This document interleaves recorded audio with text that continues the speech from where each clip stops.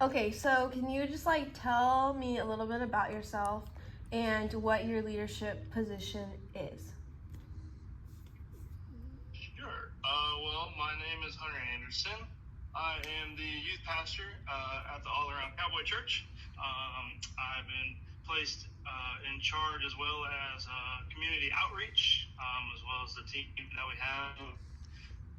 So I'm in charge of the community outreach, our communion that we do every month, as well as our youth program that we're running through the church. So, how did you get into leadership?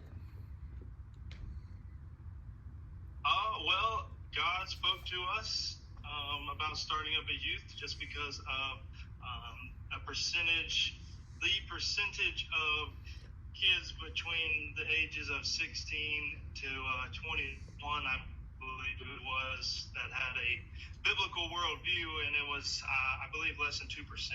And basically, the Lord really spoke to us about, hey, you see this percentage, you see this problem here. He's like, you're going to be an answer to that problem. I'm going to use you as an answer to that problem. So we talked to our head pastor, explained to him what the Lord really laid on our hearts, and we believe he told us, and our pastor was completely on board because we didn't have a youth program going at the time.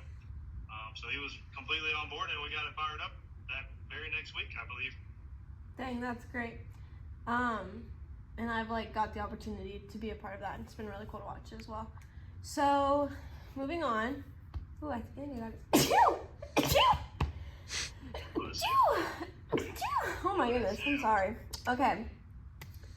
What's your biggest challenge and also biggest reward of being a leader in your leadership position in ministry?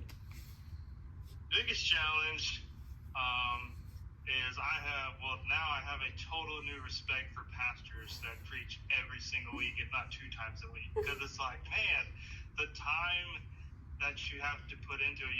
Before I was into that leadership position, I'd go about, reading my Bible every day, but when you get put in a position like that, and you are pastoring people, you're mentoring people, people are looking to you for leadership, there's a whole nother level of accountability to it that you have to either rise to or you're going to fall to. But when God calls you, he's on your side. So, rise to that call, and he's going to provide everything that you need. So that's probably one of the most difficult challenges that I've had to overcome, is just being fully devoted to making sure I get time with God to hear him and to prepare a message or an activity or whatever it may be for the youth that week. And then reward. What's your biggest reward? Man, reward. The Lord's really been faithful and really been, how would you say? I guess generous. We've been able to see what we've been sowing into. We've gotten to see the harvest in kids. We've got to see, addictions break off, kids stop vaping. We've got to see kids like just fall in love with Jesus and kids step into their calling. It's probably one of the coolest things is when you start pastoring, you start mentoring these young kids, and they have those God-given gifts in them, and to see them activate that and step into it is probably one of the most rewarding things, being able to be in a leadership position like we are. Nice. That's really cool. Okay. How do you feel as though you have matured personally while being a leader? I think that's easy for me. So I have this whole inner vow, like going through high school and college. Like I never took a speech class, so I'm thinking I'm never gonna do any kind of public speaking. I'll just lay low, we'll be cool. Well, then obviously God has different plans, and like I had to break that inner vow off. But the first message that I preached on ever in front of the youth was a message on confidence, and basically confident in where we come from and confident in whose we are, and during that message I had like absolutely zero confidence in who I was, what I was called to do, and now to the point it's like I know what I'm called to do.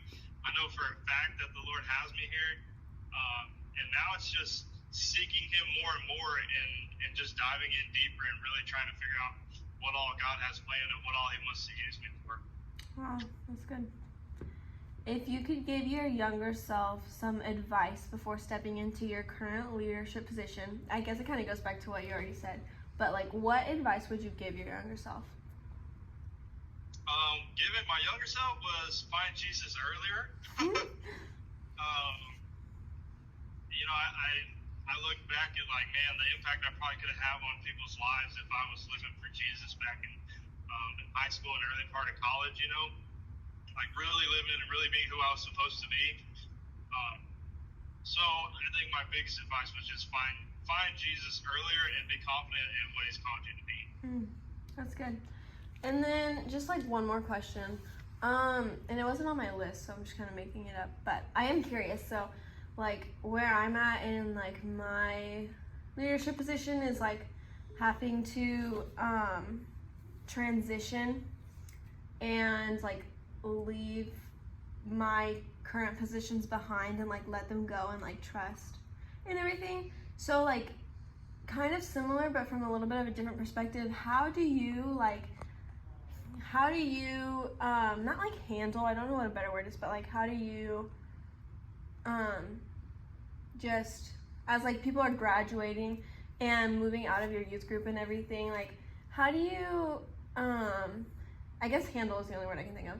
How do you handle that and like letting them like kind of, I guess, like go and like fly off and like do their own thing and like kind of cope with that, like the loss of like it's not the same, you know what I mean? Like they're going off and everything. I wouldn't necessarily look at it as like a loss, but like you, Mackenzie, Caden, like when y'all guys were in youth, like it wasn't we were losing you guys, but like y'all were moving on to bigger and better things, what God's called you to be, a whole different season of life. And like the biggest reminder that comes to mind is like the word does not return void. So I don't care who was there, where they're at now, like God's word does not return void. So I know that when they were in that youth room or when they were in that community outreach group, you know, like the word got planted in them and it will harvest one day. Yeah. And I mean, I think one of the coolest things that I've seen is like, for example, Brian Maldonado, right? Comes into youth, gets saved, and then like the next semester he's out at Sam Houston and he's like applying for an internships for missionaries, right? Like you talk about full throttle all in from there, and it wasn't he's leaving this youth group. It's like no, he's going to do what God's called him to do now. Like he's going on to the next chapter, the next step of his life. Yeah, that's good. All right, well.